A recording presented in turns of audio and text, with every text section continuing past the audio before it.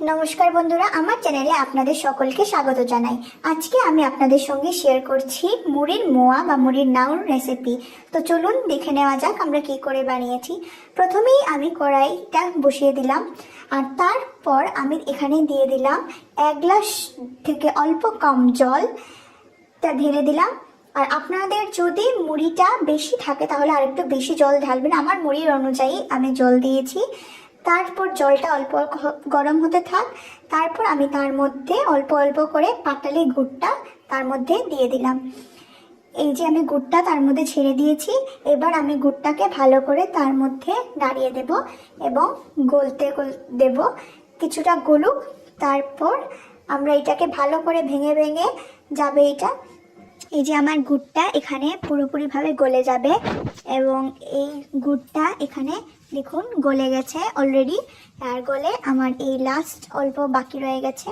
তো এইটা ভালো করে গলে চাশনিটা যাতে ঘন হয় সেই আন্দাজ মতো আমরা এটাকে ভালো করে মিক্স আপ করবো। এই দেখুন আমার চাশনিটাও রেডি হয়ে গেছে।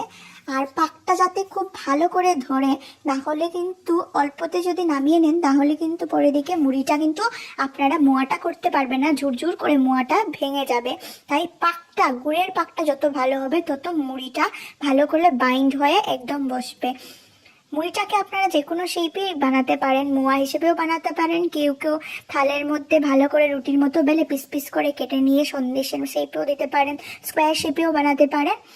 কিন্তু সবচেয়ে আগে, সব কিছুর আগে মেন ইনগ্রেডিয়েন্টস হচ্ছে গিয়ে এই যে পাকটা দেওয়া গুড়ের।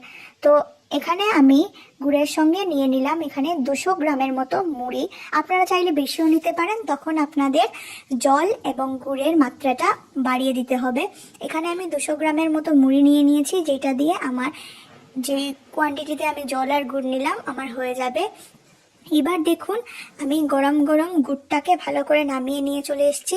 এবার আমরা খুব স্পিডে তার মধ্যে গরম গরম থাকতে থাকতেই তার মধ্যে মুড়িটা ঢালবো এবং নাড়াতে শুরু করব। অল্প অল্প করে মুড়ি ঢালবো, নাড়াতে শুরু করব।